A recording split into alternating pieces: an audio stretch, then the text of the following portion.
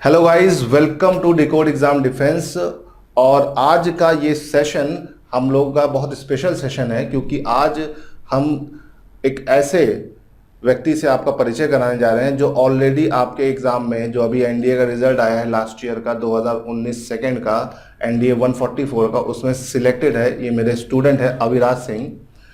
और आज ये आपको बताएंगे कि एसएसबी में कैसे तैयारी की जाती है, एसएसबी के कैसे चरण होते हैं, और ये एक मेंटोरशिप या गाइडलाइन आपको देंगे कि एसएसबी में आपको क्या क्या करना चाहिए और एसएसबी के प्रोसीजर क्या होता है।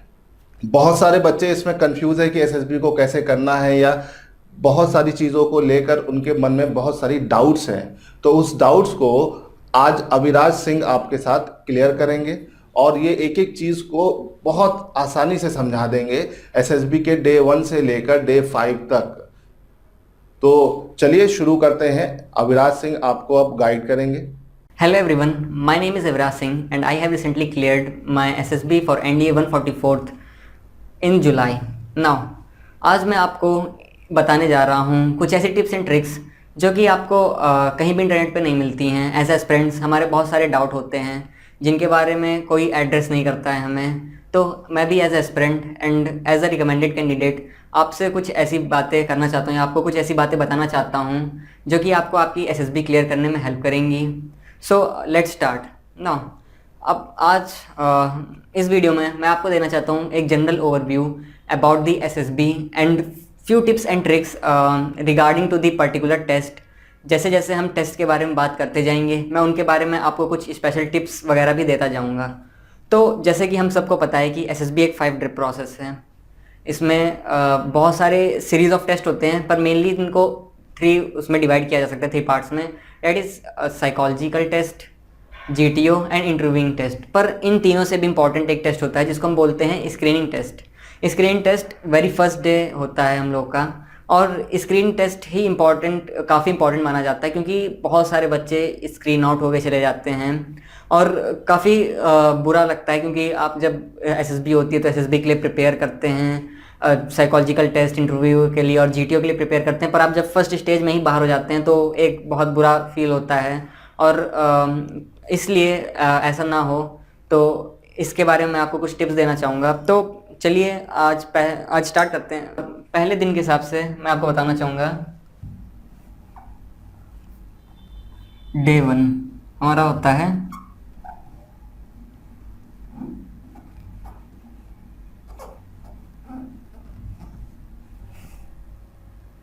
डे 1 होता है हमारा स्क्रीनिंग टेस्ट। जैसे ही आप रिपोर्ट करते हैं MCO पे यानी मूवमेंट कंट्रोल ऑफिसर के पास, वैसे ही आपको ले जाया जाता है। उसके बाद आपके कुछ फॉर्म्स वगैरह सबमिट किए जाते हैं। उसके बाद आपको एक बड़े से हॉल में ले जाया जाता है जहाँ पे आपका होता है officers intelligent rating test. Officer intelligent and rating test एक स्क्रीनिंग टेस्ट का पार्ट है। मैं आपको बताना चाहूँगा कि स्क्रीनिंग टेस्ट के 2 पार्ट होते हैं। एक होता है OIR और एक होता है PPDT टेस्ट। OIR टेस्ट में क्या होता है कि ये सीरीज़ ऑफ रीजनिंग टेस्ट होती है। इसमें 2 सीरीज़ मिलती हैं आपको टेस्ट की। हर बुकलेट में 50 क्वेश्चंस होते हैं और उसको करने के लिए आपको 30 मिनट्स टाइम दिया जाता है। तो OIR टेस्ट में आपको बताना चाहूँगा कि इतना डिफ़िकल्ट नहीं होता है, काफ़ी इजी होता है। इसकी जो रीजनिंग होती है, आप अगर ईज़िली 8 से 10 दिन प्रिपेयर कर लेते हैं इस OIR टेस्ट के लिए तो आप ईज़िली अपनी SSB में OIR टेस्ट अच्छा कर सकते हैं। पर जो मेन प्रॉब्लम आती है बच्चों को वो आती है PPDT में। PPDT का मतलब है picture perception and description test. PPDT test में क्या होता है? PPDT टेस्ट में आपको पिक्चर दिखाई जाती है। आपको एक पिक्चर दिखाई जाएगी 30 सेकंड्स के लिए। उसके बाद उस पिक्चर को देख के 30 सेकंड में परसीव करके आपको स्टोरी लिखनी होती है। उस स्टोरी को लिखने के लिए आपको 4 मिनट्स मिलते हैं और उस स्टोरी में आपको एक एक्शन लिखना पड़ता है, उसके लिए आपको 1 मिनट मिलता है। तो मैं आपको बता दूं कि कैसे वो आपको एक पेपर दिया जाएगा। उस पेपर पे PPDT के बारे में, उस पे PPDT की शीट में क्या क्या होता है। तो आपको PPDT की शीट में यहाँ पे एक सर्कल मिलेगा, यहाँ पे एक एक्शन लिखा होगा और यहाँ पे स्टोरी। ठीक है, तो इस सर्कल में क्या भरना होगा, हमने उस फोटो में जितने भी लोग परसीव किए हैं या जितने भी लोगों को देखा है, हमें इस सर्कल में उन लोगों को लिखना है। मतलब कि जैसे अगर वो मेल है तो M, एज 30 है, मेल है तो M, एज 30 है तो 30, और मूड क्या है, पॉजिटिव है तो पॉजिटिव, निगेटिव है तो निगेटिव, और न्यूट्रल है तो ज़ीरो ना। तो इसमें ज़रूरी नहीं कि एक ही कैरेक्टर हो, आप जितने कैरेक्टर देख पा रहे हैं आप उतने कैरेक्टर को लिखिए उस सर्किल में, और जो आपका मेन कैरेक्टर हो आप उस पर सर्कल कर दीजिए। तो इस सर्किल में का काम इतना ही होता है कि आपने जितने कैरेक्टर परसीव किए हैं वो इसमें लिखने हो। एक्शन में क्या होता है कि उस स्टोरी में जो हो रहा है उसके बारे में आपको एक लाइन में उस स्टोरी का एक तरीके से आपको टाइटल देना होता है। इसको सोचने के लिए आपको 1 मिनट मिलते हैं और उसके बाद आपको स्टोरी लिखनी पड़ती है यहाँ पे 4 मिनट के लिए। अब आप लोग सोच रहे होंगे कि एक स्टोरी लिखने के लिए 4 मिनट काफ़ी ज़्यादा कम है। तो मैं आपको बताना चाहूँगा कि आपको कोई इतनी बड़ी स्टोरी नहीं लिखनी है, आपको कोई नॉवल नहीं लिखनी है। वहाँ पे आपको सिर्फ 12 से 15 लाइनें लिखनी हैं, और 4 मिनट में आप इजीली 12 से 15 लाइन लिख सकते हैं अगर आप थोड़ी बहुत प्रैक्टिस कर लेंगे तो। पर मैं आपको बताना चाहूँगा कि आपको पीपीटीटी टेस्ट के लिए काफ़ी ज़्यादा प्रैक्टिस करनी पड़ेगी, क्योंकि मेन प्रॉब्लम होता है 30 सेकंड में एक पिक्चर को परसीव करना। क्योंकि क्या होता है कि बहुत से बच्चे होते हैं जो पहले से प्री कंसीव्ड स्टोरी लेके जाते हैं, और इस वजह से उनकी जो स्टोरी में फ़ोटो उस टाइम पे जो भी दिखाई जाए भले ही कुछ भी हो, लेकिन वो जो प्री कंसीव्ड स्टोरी पहले से रट के आए होते हैं वही लिख देते हैं। तो उससे क्या होता है कि उनकी पीपीटीटी अच्छी नहीं जा पाती है, और पीपीटीटी का ही सबसे ज़्यादा वेटेज होता है स्क्रीनिंग टेस्ट में। और अगर आप स्टोरी अच्छे से नहीं परसीव करते हैं तो स्टोरी आप अच्छे से लिखेंगे नहीं, और स्टोरी अच्छे से लिखेंगे नहीं तो नेक्स्ट पार्ट जो होता है पीपीटीटी का वो होता है डिस्कशन में क्या होता है कि आपको फिर डिपेंड करता है कि 8 से 12 लोगों के ग्रुप में आपको डिवाइड किया जाएगा, और बहुत सारे रूम्स होते हैं वहाँ पे, 3 असेसर्स होते हैं हर रूम में, और आपको सेमी सर्कुलर वे में बिठाया जाएगा। उसके बाद हर बच्चा अपनी स्टोरी नरेट करता है। उसके बाद जब नरेशन हर बच्चे का ख़त्म हो जाता है तो उसके बाद डिस्कशन शुरू होता है उस पिक्चर पे। तो बहुत से बच्चों को वहीं पे प्रॉब्लम आती है कि डिस्कशन उनका अच्छा नहीं जाता है या नरेशन उनका अच्छा नहीं जाता है, और यही मेन प्रॉब्लम होती है बच्चों के स्क्रीन आउट होने की।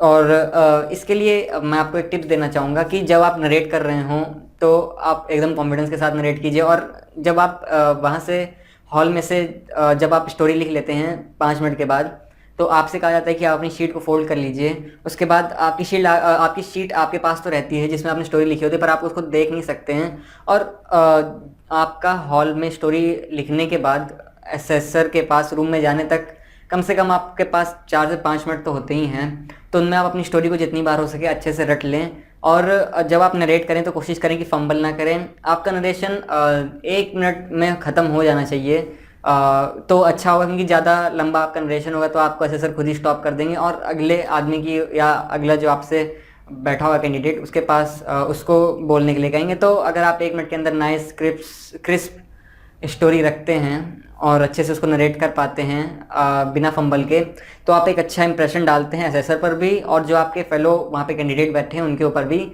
क्योंकि उनको लगता है कि हाँ आप फ्लुएंटली बोल रहे हैं तो आपके अंदर कॉन्फिडेंस है, और वो आपको वेटेज देंगे आगे होने वाले डिस्कशन में। तो डिस्कशन के लिए मैं ये कहना चाहूँगा कि टेंडेंसी होती है हम लोगों में, जब डिस्कशन होता है तो हम सिर्फ अपनी कहना चाहते हैं, दूसरों की सुनना नहीं चाहते हैं। तो जब नरेशन हो तो हम कोशिश करें कि हम दूसरों की स्टोरी भी सुनें, और जब हम लोग डिस्कशन करें तो उन्हीं दूसरों की स्टोरी में से जो हमने सुना वो अपनी स्टोरी में ऐड करें, और अपनी स्टोरी को थोड़ा सा मॉडिफाई करके रखें, या फिर कोई दूसरा अच्छा बोल रहा है तो उसका सपोर्ट करें। लेकिन कोशिश करें कि डिस्कशन में कम से कम 3 से 4 बार बोलें, अच्छे टॉपिक्स रखें, और अपनी बात कोशिश करें कि सभी बच्चों तक पहुंचाएं। और जब आप नरेट कर रहे हैं तो तब मैं आपसे कहना चाहूँगा कि आप हर बच्चे के साथ आई कांटेक्ट बनाएं अपनी स्टोरी नरेट करते हुए। तो उससे क्या होगा कि आपके खुद के अंदर कॉन्फिडेंस आएगा, असेसर को लगेगा कि हाँ आप कॉन्फिडेंट हैं। और दूसरा, जब दूसरे नरेट कर रहे हों तो आप उनकी तरफ देखें, ऐसे नीचे ना देखें, या फिर अपनी स्टोरी ना अपनी स्टोरी रटने में ना इतना फोकस करें, आप उनकी तरफ देखें, अफर्मेटिव वे में उनके साथ रिएक्ट करें, नॉडिंग करें, सर हिलाएं अगर आपको उनकी स्टोरी अच्छी लगी तो इससे क्या होता है कि दूसरे आदमी को लगता है कि हाँ आपने उसकी स्टोरी सुनी है और आप उसकी स्टोरी में इंटरेस्टेड हैं, तो जब डिस्कशन होता है तो वो आपके लिए हेल्पफुल होता है। तो ये बात थी पिक्चर परसेप्शन और डिस्क्रिप्शन टेस्ट की। और अगर आप इन सब ट्रिक्स के साथ अच्छे से प्रैक्टिस कर लेते हैं, कम से कम मैं आपको कहना चाहूँगा कि आप कम से कम 20 से 30 पिक्चर तो कम से कम प्रैक्टिस करें ही करें। और मेन बात यह है कि आप एक पिक्चर पे कोशिश करें कम से कम 3 स्टोरी बना लें। तो ये आपको पीपीडीटी में नहीं, आगे भी साइकोलॉजिकल टेस्ट में हेल्प करेगी, जो मैं आपको इसी वीडियो में आगे बताने वाला हूँ। तो ये तो हुआ पीपीडीटी का। अब अगला टेस्ट हमारा होता है जब हम स्क्रीनिंग हो जाते हैं, तो उसके बाद डिपेंड करता है कि आप किस बोर्ड में गए हैं। अगर आप एयरफोर्स सिलेक्शन बोर्ड में गए हैं तो आपका स्क्रीनिंग वाले दिन ही यानी डे 1 में ही शाम के टाइम आपका साइकोलॉजिकल टेस्ट होता है। और अगर आप आर्मी या नेवी सिलेक्शन बोर्ड में गए हैं तो आपका जो साइकोलॉजी होता है वो डे 2 पे होता है। तो अगर हम जनरली लें तो मान लेते हैं कि हम लोग की जो साइकोलॉजी हुई है वो डे 2 पे है। तो डे 2 पे हमारी होती है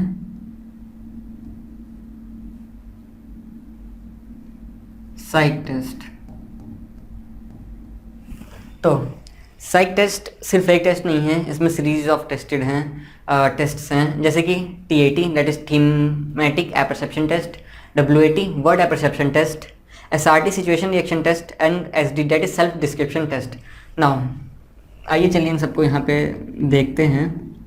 पहला है TAT that is thematic apperception test. ये भी PPDT की तरह होता है, बस अंतर इतना होता है कि आपको इसमें डिस्कशन नहीं करना है किसी के साथ। दूसरा ये है कि आप इसमें अपनी इमेजिनेशन का यूज़ कर सकते हैं। उसके बाद एक और बात इसमें यह है कि जो PPDT होता है उसके कंपैरिजन में जो TAT टेस्ट होता है वो काफ़ी लेंदी होता है। PPDT में सिर्फ आपको केवल एक फ़ोटो परसीव करके उसके बारे में लिखना होता है, पर TAT में आपको 12 स्टोरीज़ लिखनी होती हैं, जिसमें से 11 आपको दिखाई जाती हैं और 12 स्टोरी जो होती है उसमें आपको एक ब्लैंक आपको स्क्रीन दिखाई जाएगी और आपको उस पर स्टोरी लिखनी है।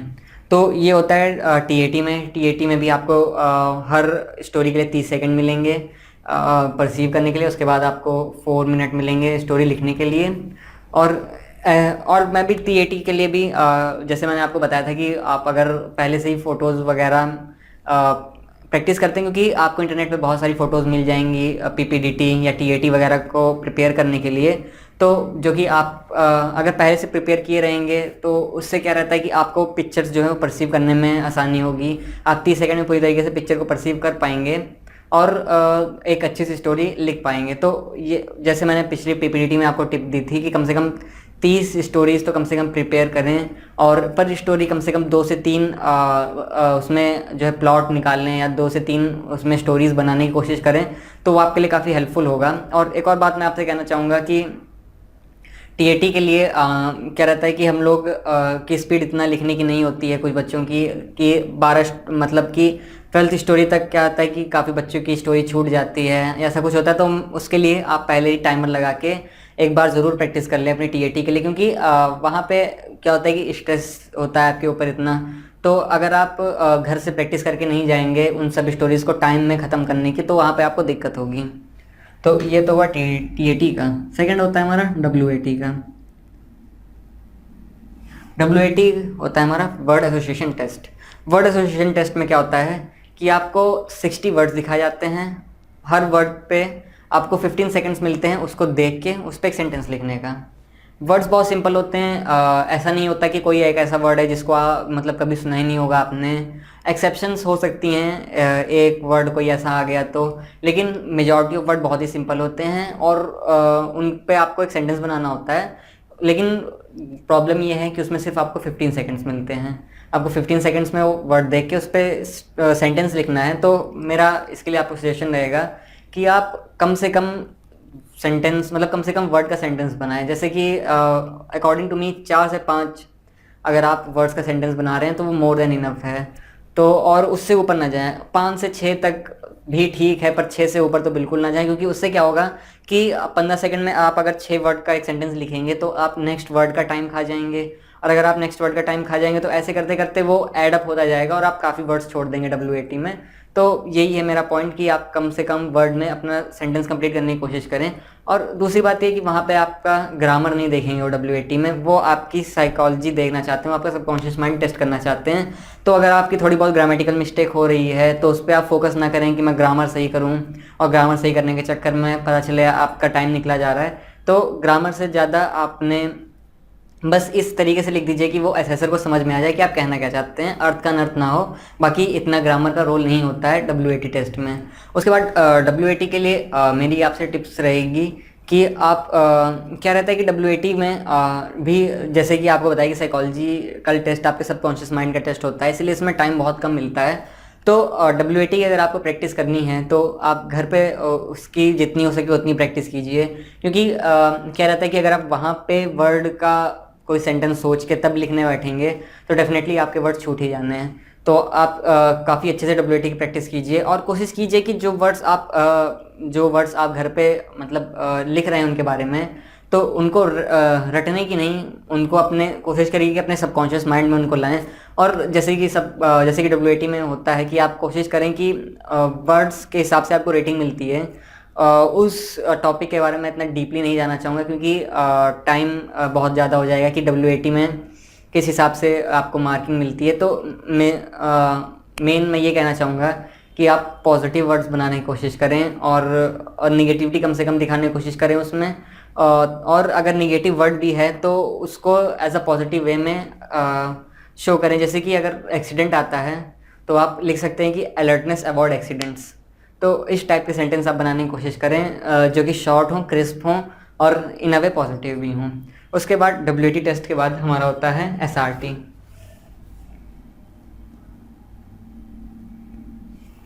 SRT होता है situation and reaction test. Situation and reaction test के लिए आपको एक बुकलेट दी जाती है। वैसे बुकलेट तो आपके पास होती ही है, TAT से SD तक सब एक ही बुकलेट में आपको करना होता है।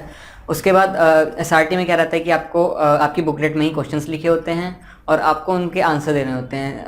वैसे अगर मैं SRT का एग्जांपल दूं तो मान लीजिए आप अपने फ्रेंड के साथ हाइकिंग पे जा रहे हैं और उसका पैर गड्ढे में पड़ जाता है, उसकी वजह से उसके पैर में चोट आ जाती है, तो आप क्या करेंगे? इस टाइप के वहाँ पे क्वेश्चन दिए रहेंगे और आपको उनका आंसर लिखना होगा। तो इस टाइप के वहाँ पे 60 क्वेश्चंस आएंगे। पर सिचुएशन के लिए आपको 1 मिनट एवरेज लेना होगा क्योंकि 1 घंटा ही मिलता है 60 SRT को करने के लिए। तो आप कोशिश करें कि 1 मिनट में ही 1 SRT पूरी करें।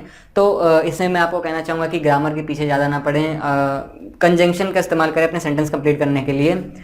जैसे कि मैंने पिछला एग्जांपल दिया कि अगर आपका दोस्त हाइकिंग पे आपके साथ है और उसका पैर गड्ढे में पड़ गया और उसको चोट लग गई है, तो क्या करें?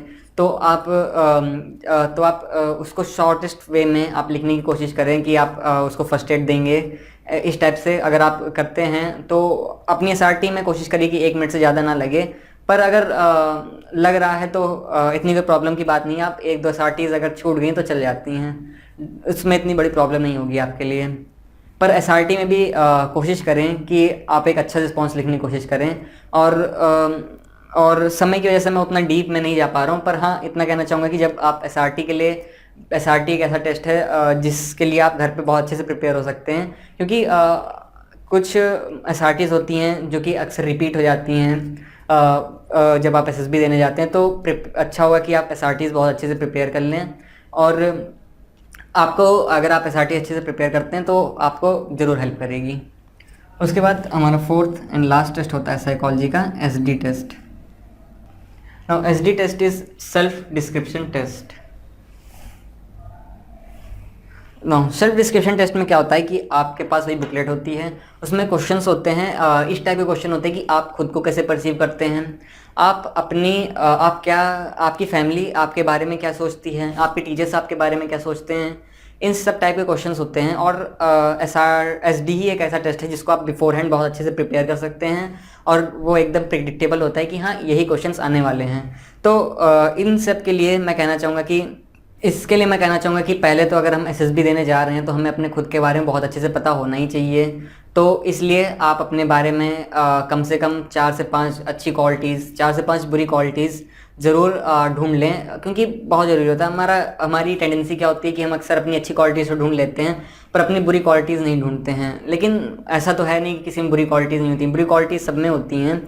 तो अपनी बुरी क्वालिटीज़ भी ढूंढें। जैसे मैं आपको क्या रहता है कि जब हम एसडी में अच्छी क्वालिटीज़ लिखते हैं उसके साथ साथ हमको अपनी बुरी क्वालिटीज़ भी लिखनी होंगी उसमें। लेकिन हम अपनी बुरी क्वालिटीज़ को कैसे लिख सकते हैं उसका मैं एग्जांपल दूं आपको। तो मैंने अपनी एसआरटी में लिखा था that I am extravagant, but मैंने उसके बाद उसी लाइन में लिखा था that I am extravagant but मैंने अपनी एसडी में लिखा था that my parents think that I am extravagant, that's my shortfall. And मैंने उसी नेक्स्ट लाइन में लिखा but my parents know that I want to invest in quality products. So इस तरीके से आप आपने अपनी कमी लिखी आप उसको काउंटर भी कर सकते हैं उसके साथ में। तो इससे क्या होगा कि असेसर पे एक अच्छा इंप्रेशन जाएगा कि हाँ आपने बुरी क्वालिटीज़ लिखी हैं पर उसके पीछे की वजह दे दी है। तो ऐसा कर सकते हैं। या फिर आपको एंगर इश्यूज़ हैं तो आप लिख सकते हैं कि yes I sometimes got angry but currently I have been practising meditation and focusing on how to control my anger. So आप ऐसी चीज़ें डाल सकते हैं उसमें अपने एसडी में। और जो आपके पेरेंट्स आपके बारे में सोचते हैं, टीचर्स आपके बारे में सोचते हैं, फ्रेंड्स आपके बारे में सोचते हैं, आप उनसे डायरेक्टली पूछ सकते हैं या फिर जैसा आज तक उनका बिहेव रहा है उस हिसाब से आप उसमें लिख सकते हैं। तो ये बात हो गई साइकोलॉजिकल टेस्ट की। उसके बाद हमारा डे 3 एंड डे 4 आता है। Day 3 and day 4, day 3 and day 4 होता है GTO, that is ground task obstacles. GTO एक 2 डे टेस्ट होता है।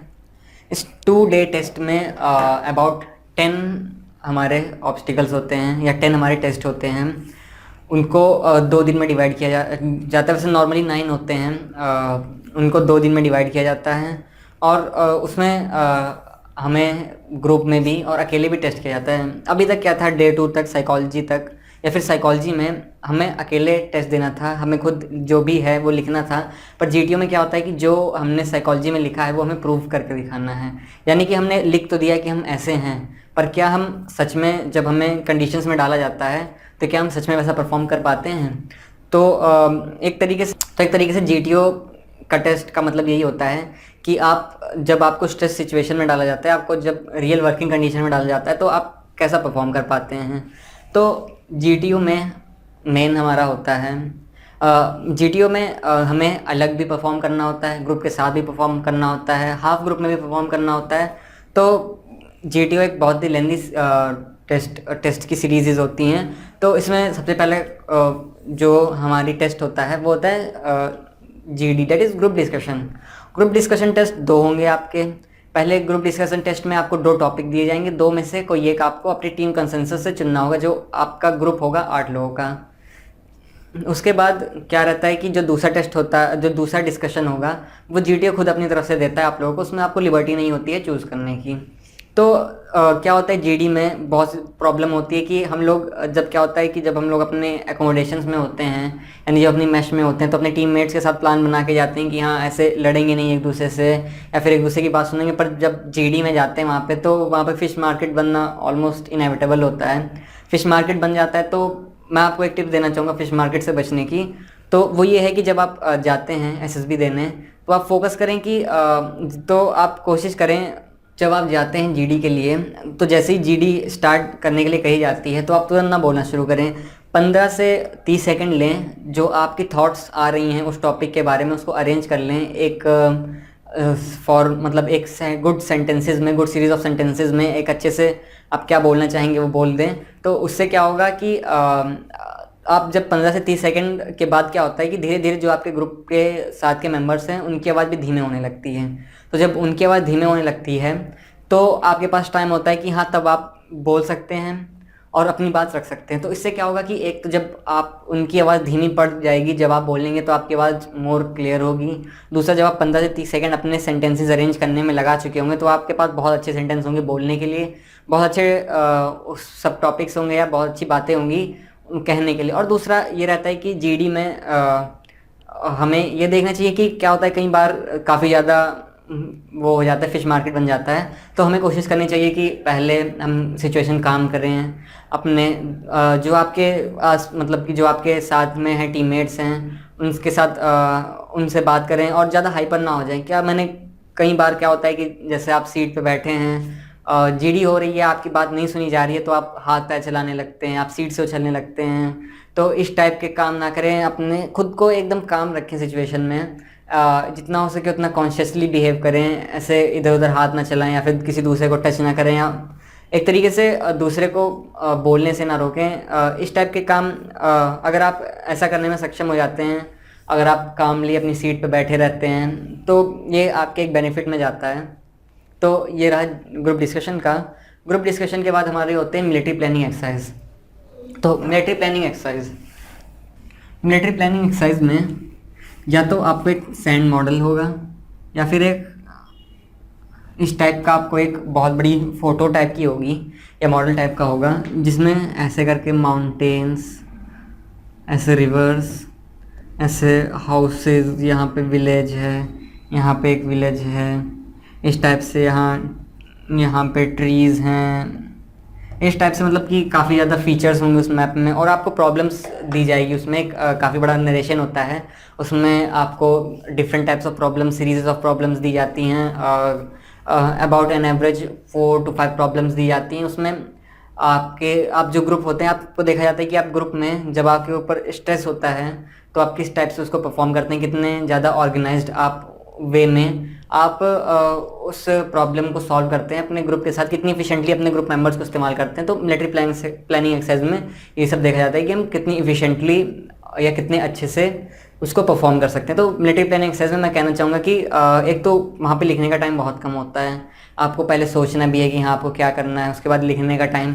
तो मैं कहना चाहूँगा कि आप पॉइंट्स में उसको लिखें, यानी कि आप पूरे सेंटेंस या पैराग्राफ में ना लिखें उस बात को, सिर्फ एक पॉइंट्स में लिखें। और हाँ मतलब कि ज़्यादा बड़ा लिखने की कोशिश ना करें, कोशिश करें कि जितनी उसमें शीट होती है जितनी बड़ी, वो उतने में वो ख़त्म हो जाए, और अच्छी राइटिंग में थोड़ा लिखने की कोशिश करें। तो अगर आप ऐसे मिलिट्री प्लानिंग एक्सरसाइज करते हैं, उसके बाद क्या होता है कि मिलिट्री प्लानिंग एक्सरसाइज में भी डिस्कशन हमें करना होता है। तो मिलिट्री प्लानिंग एक्सरसाइज के डिस्कशन में अगर आप टाइम भी दें, यानी टाइम भी ऐड करें कि हाँ अगर हमने किसी चीज़ को करने में इतना टाइम ऐड लगाया है, तो हम मान लें कि इतना टाइम हमें लग गया। इस टाइप से अगर हम चीज़ें ऐड करते हैं मिलिट्री प्लानिंग एक्सरसाइज में, तो वो हमारे बेनिफिट में जाती हैं। अदर जो हमारे टीममेट्स होते हैं वो भी इम्प्रेस होते हैं, जीटीओ भी इम्प्रेस होता है। तो इन सब चीज़ों का, छोटी मोटी चीज़ों का हमें ध्यान रखना है, और इसमें भी कामनेस के साथ अपनी बात रखें। अगर आपकी बात नहीं सुनी जा रही है तो ऐसे डिसहार्टन ना हो या चुप हो के ना बैठ जाएं। जब भी आपको लगे कि हाँ बोलने का मौका है या मेरे पास एक अच्छा पॉइंट है, तो आप ज़रूर रखें। तो ये हो गया हमारा मिलिट्री प्लानिंग का। इसके बाद हमारा होता है progressive group task. Progressive group task में क्या होता है कि आप 8 लोगों की टीम होते हो या जितने भी आपकी टीम बनाई गई हो, उसके बाद आपको एक सीरीज़ ऑफ ऑब्स्टिकल्स आते हैं जो कि ग्राउंड पे आपको परफॉर्म करने होते हैं अपनी टीम के साथ। उन सबको ऑब्स्टिकल को क्रॉस करने के लिए आपको पोल, यानी कि बल्ली, प्लैंक और रोप दी जाती है। साथ में आपको एक लोड भी दिया जाता है, कैरिंग लोड, और उसके साथ आपको अपनी टीम के साथ आपको वो पार करना होता है। अब जैसे जैसे आप ऑब्स्टिकल पार करते जाएंगे, लेवल ऑफ डिफ़िकल्टी बढ़ता जाता है। नॉर्मली उसको क्रॉस करने के लिए आपको 40 to 45 मिनट दिए जाते हैं, लेकिन ये ज़रूरी नहीं है कि आप उसको पूरा पार करें। वेल, अगर आप पूरा पार कर पाते हैं तो बहुत अच्छी बात है और आपको फोकस भी करना चाहिए पूरा पार करने में। बट अगर नहीं हो पाता है और मान लीजिए सिर्फ आप 6 में से 4 ही कर पाते हैं ऑब्स्टिकल क्रॉस कर पाते हैं, तो मतलब इसमें परेशान होने की कोई बात नहीं है, और ये ठीक माना जाएगा। इसमें ऐसी कोई बात नहीं है कि हमने पूरा नहीं किया तो हम मतलब उतने हमारा सिलेक्शन नहीं होगा, या इस टाइप की कोई बात नहीं है।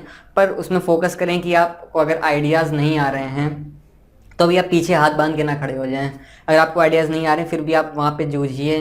अगर कोई आइडिया दे रहा है तो आप उसको परफॉर्म करिए, और अगर आपके पास आइडियाज़ हैं तो आप आइडियाज़ उनके साथ अपनी टीम के सामने रखिए। आप अगर आपको आइडियाज़ नहीं आ रहे हैं तो आप अगर पीछे ऐसे सबके पीछे हाथ बांधे खड़े हो जाएंगे और कुछ करेंगे नहीं, तो जीटीओ जो आपको कॉन्स्टेंटली देख ही रहा होता है, तो वो समझ जाता है कि ना तो आपके पास आइडिया आ रहे हैं, ना आप टीम में कोऑपरेट करना चाहते हैं। तो एक तरीके से आपके लिए वो एक बहुत बुरी चीज़ बन जाती है।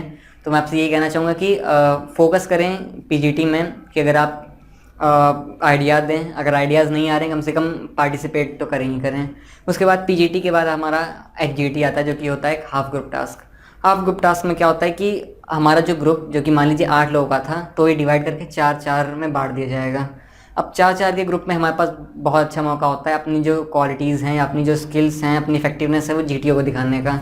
जीटीओ भी जानता है कि 8 लोगों के ग्रुप में हो सकता है कोई अपनी क्वालिटीज़ ना दिखा पाया हो या उसको मौका ना मिला हो, तो वो एचजीटी देता है, जिसमें आपको पास पूरा पूरा मौका होता है अपनी क्वालिटीज़ दिखाने का। तो एचजीटी में नॉर्मली ज़्यादा टास्क नहीं होते हैं पीजीटी की तरह, और उसमें अगर आप अच्छे आइडियाज़ कोशिश करें, अच्छे आइडियाज़ दें, अच्छे से इम्प्लीमेंट करें, तो ये बहुत अच्छी बात होती है। वेल, ये था एचजीटी का। एचजीटी के बाद हमारा आता है लेक्चरेट। उसके बाद पीजीटी के बाद हमारा आता है लेक्चरेट। लेक्चरेट में क्या होता है कि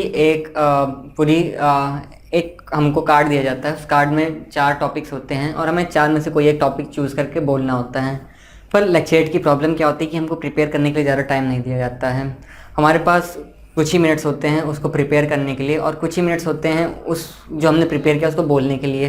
तो लेक्चरेट में टाइम मैनेजमेंट बहुत ज़रूरी है, और लेक्चरेट टोटली डिपेंड करता है आपकी जनरल अवेयरनेस, या आप कितना जानते हैं अब आसपास के समाज के टॉपिक्स के बारे में। ये टोटली ये चीज़ें डिपेंड करती हैं आपके लेक्चरेट पे। तो कोशिश करें कि जितना वहाँ पे टाइम अलॉट किया जाता है लेक्चरेट के लिए, आप उतने में अपना ख़त्म कर लें। या फिर थोड़ा बहुत 30 सेकंड का अंतर चलता है, पर उससे ज़्यादा अंतर है तो थोड़ी प्रॉब्लम हो जाएगी।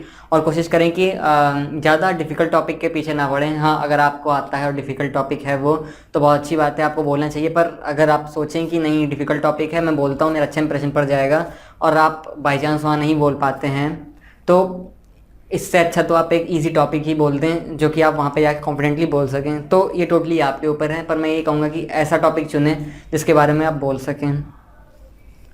उसके बाद लेक्चरेट के बाद हमारा आता है इंडिविजुअल ऑब्स्टिकल।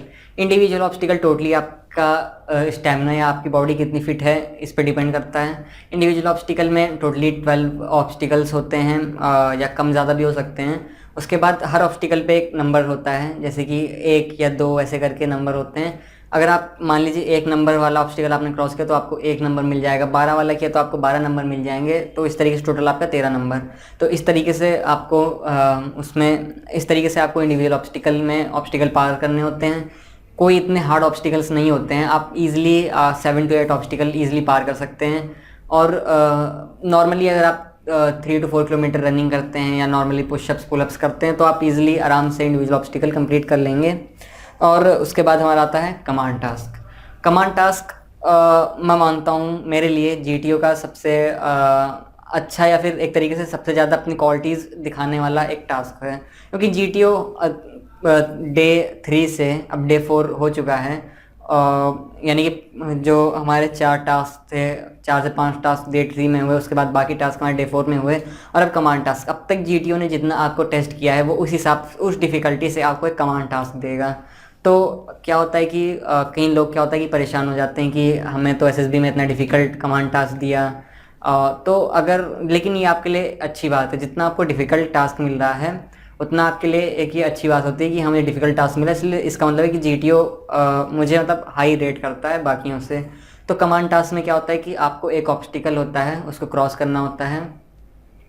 वो कोई भी ऑब्स्टिकल हो सकता है, कोई एक नहीं होता है, उसमें मतलब काफ़ी चीज़ें होती हैं। और वो जीटीओ जो है आपको ऑब्स्टिकल के पास ले जाएगा, दिखाएगा आपको, और उसके नरेट करेगा कि क्या प्रॉब्लम है, क्या क्या मतलब आपको यहाँ पे करना है। उसके बाद वो आपसे कहेगा कि आप जितने मतलब आप जो है अपने सबऑर्डिनेट्स बुला सकते हैं।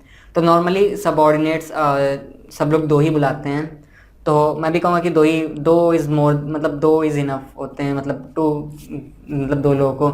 लेकिन इसमें मैं आपको एक टिप्स देना चाहूँगा कमांड टास्क में, कि क्या रहता है कि हमारी टेंडेंसी रहती है कि जो हम डे 1 से अब तक हुआ है हमारे साथ, तो जो हम लोग के टीममेट्स हैं, जो हम रूम में साथ रहे हैं, जिनसे हमने ज़्यादा बोला, हम उनको कमांड टास्क में बुलाते हैं। पर मेरा मानना है कि जिस तरीके से टास्क है या जिस तरीके की टास्क की रिक्वायरमेंट है, आप उस हिसाब से अपने जो भी टीममेट्स हैं उनको बुलाएं। क्योंकि क्या रहता है कि अगर आप अपने टीममेट्स क्या रहता है कि अगर आप अपने फ्रेंड्स को बुलाते हैं और मान लीजिए कि और जीटीओ आपसे अगर पूछ ले कि आपने इन्हीं 2 लोगों को क्यों बुलाया, तो आपको उसके लिए प्रिपेयर रहना होगा। तो फोकस करें कि अगर दोस्ती से ज़्यादा कोशिश करें कि जो बंदा उस टास्क के लिए सही हो उसी को अपना सबॉर्डिनेट बनाएं। और कमांड टास्क में कमांड टास्क में आपके ऊपर काफ़ी प्रेशर रहता है। तो कमांड टास्क में वैसे तो आपके ऊपर काफ़ी प्रेशर रहेगा, पर क्या रहता है कि आप ऐसे मतलब कि एक जगह पे खड़े ना रहिए, ट्राई करते रहिए कुछ ना कुछ, किसी ना किसी तरीके से आइडिया आ जाए। और वैसे तो अगर आप ट्राई करते रहेंगे तो आइडिया आ जाएगा, तो इसलिए मतलब कि कुछ ना कुछ करके देखते रहिए। यही मतलब तरीका होता है कमांड टास्क के लिए। उसके बाद हमारा होता है फाइनल ग्रुप टास्क। अब जो GTO ने पहले एक प्रोग्रेसिव ग्रुप टास्क किया था, उसके बाद हमको ग्रुप में डिवाइड कर दिया, उसके बाद फिर इंडिविजुअल अभी तक सीरीज़ हुई, अब फिर हम लोग को एक ही ग्रुप में डाल के एक फुल ग्रुप टास्क कराया जाता है। पर ये क्या होता है कि ये PGT जैसा होता है, पर इसमें लेवल ऑफ डिफिकल्टी काफ़ी कम होता है प्रोग्रेसिव ग्रुप टास्क के मुकाबले। तो एक तरीके से ये कन्फर्मेटरी सीरीज़ होती है, मतलब कि जो अभी तक हुआ है GTO एक बार बस कंफर्म करना चाहता है। तो ये होते हैं। और उसके बाद एक होता है स्नेक रेस। स्नेक रेस में क्या होता है कि हम अदर टीम के साथ कम्पीट करते हैं। उसमें एक बहुत बड़ी हमको एक रोप दी जाती है जिसको हमको पकड़ के रखना होता है, जिसको स्नेक कहा जाता है। उसको हम ज़मीन पे नहीं रख सकते और उसके साथ हमें ऑब्स्टिकल्स क्रॉस करने होते हैं, और जो पहली टीम क्रॉस करती है वो विनर डिक्लेयर हो जाती है। तो ये होता है GTO डे 3 डे 4 में। और इन्हीं के बीच में हमारे इंटरव्यू चलते रहते हैं, शेड्यूल्ड होते हैं वो पहले से ही टाइम चार्ट में कि इस दिन इससे इस चेस्ट नंबर के बीच का इंटरव्यू होगा। तो इंटरव्यू तो नॉर्मली एक कैजुअल कन्वर्जेशन होती है आपकी और इंटरव्यूअर के बीच में। आपकी फैमिली के बारे में पूछा जाता है, एजुकेशन के बारे में या आपके अचीवमेंट्स के बारे में, इन सब चीज़ों के बारे में पूछा जाएगा, थोड़ा बहुत करेंट के बारे में पूछा जाएगा। तो ये सब चीज़ें होती हैं इंटरव्यू में। और इंटरव्यू में जो मेन चीज़ होती है वो होता है हमारा PIQ फॉर्म। PIQ फॉर्म यानी कि पर्सनल इन्फॉर्मेशन क्वेश्चनर। तो उसमें फोकस करें कि PIQ क्या आता है कि आपको इंटरनेट पे कहीं भी आप सर्च करेंगे आपको मिल जाएगा। तो मैं कहूँगा कि आप PIQ प्रिंट आउट निकलवा लें और उसको एक बार खुद से भर के देखें, क्योंकि उसमें काफ़ी चीज़ें होती हैं। आपका 90 to 80% जो आपका इंटरव्यू होता है वो आपके PIQ पे ही बेस्ड होता है। तो आप कोशिश करें कि अपने PIQ पे फोकस करें, अच्छे से अपना PIQ भरना सीखें। अपनी अगर आपके अंदर हॉबीज़ नहीं है तो हॉबीज़ डेवलप कर लें, कम से कम 2 से 3 हॉबीज़ रखें। और अगर आपके पास कोई अचीवमेंट है तो अच्छी बात है, पर अचीवमेंट नहीं है तो ऐसे मतलब इसमें कोई उदास होने वाली बात नहीं है। काम चल जाता है अगर आपके पास इतनी कोई अचीवमेंट ना भी हो तो इन सब चीज़ों का ध्यान रखें और PIQ अच्छे से भरें, अच्छी राइटिंग में भरें। क्योंकि क्या रहता है कि जब हम वहाँ पे PIQ भरने बैठते हैं SSB सेंटर्स पे तो हमको बहुत कम टाइम मिलता है PIQ भरने का, और काफ़ी जल्दी हमसे PIQ भराया जाता है। तो चीज़ें याद रखें, जैसे कि आपने 10th कब पास की, 12th कब पास की, ये सब चीज़ें आपको याद होनी चाहिए। अपनी कंट्री की अपनी सिटी की अप्रॉक्सीमेट पॉपुलेशन, ये सब आपको याद होनी चाहिए। तो ये होता है पर्सनल इंटरव्यू में। ना अब हो गया हमारा डे 1 से डे 4 तक का। अब होता है डे 5। डे 5 वैसे तो नॉर्मली हमारा कॉन्फ्रेंस डे होता है। डे 5 को होती है हमारी कॉन्फ्रेंस में क्या होता है कि नॉर्मली एक बहुत बड़ा रूम होता है, उसके अंदर काफ़ी सारे ऑफिसर्स बैठे होते हैं, मतलब कि SSS होते हैं वो लोग जिन्होंने अभी तक हम लोग को एसेस किया है, जैसे psychologist, GTO, interviewing officer etcetera. और बीच में बोर्ड के प्रेसिडेंट बैठे होते हैं और आपको वहाँ पे जाना होता है 1 by 1 करके। काफ़ी बड़े हॉल में हम लोग को बिठाया जाता है, फिर 1 by 1 करके हम लोग जाते हैं। और नॉर्मली जो एक कॉन्फ्रेंस चलती है स्टूडेंट की, वो नॉर्मली 2 से 2.5 मिनट के बीच में तक चलती है। मुश्किल से 2 से 3 या 1 से 2 क्वेश्चन पूछे जाते हैं। कभी कभार कुछ बच्चों की ज़्यादा चल जाती है, 15 से 20 मिनट। वो बच्चे होते हैं जो कि डाउट वाले केस में होते हैं कि उनको रिकमेंड करना है कि नहीं, तो वहाँ पे उस बारे में बात होती है। तो ये चीज़ें देखी जाती हैं कॉन्फ्रेंस में। उसके बाद कॉन्फ्रेंस जब ख़त्म हो जाती है तो रिज़ल्ट डिक्लेयर किया जाता है, कौन से बच्चे रिकमेंड है कौन से नहीं है। उसके बाद फॉर्म फिलिंग वगैरह होती है। पर अगर आप एयरफोर्स सिलेक्शन बोर्ड में हैं तो जो आपकी साइकोलॉजी टेस्ट होता है वो डे 1 में होता है, जो आपका GTO होता है वो डे 2 एंड डे 3 में होता है। आपकी कॉन्फ्रेंस डे 4 में होती है और डे 5 में आपका होता है PABT टेस्ट। PABT टेस्ट जो कि आप जिसको आप CPSS बुलाते हैं, उसमें अगर आप एयरफोर्स के फ्लाइंग ब्रांच के लिए जाते हैं तो आपको वो देना होता है। उसमें क्या होता है कि वो 2 टेस्ट होते हैं। एक उसमें 2 टेस्ट होते हैं, एक होता है रीजनिंग टेस्ट और एक होता है रीजनिंग टेस्ट।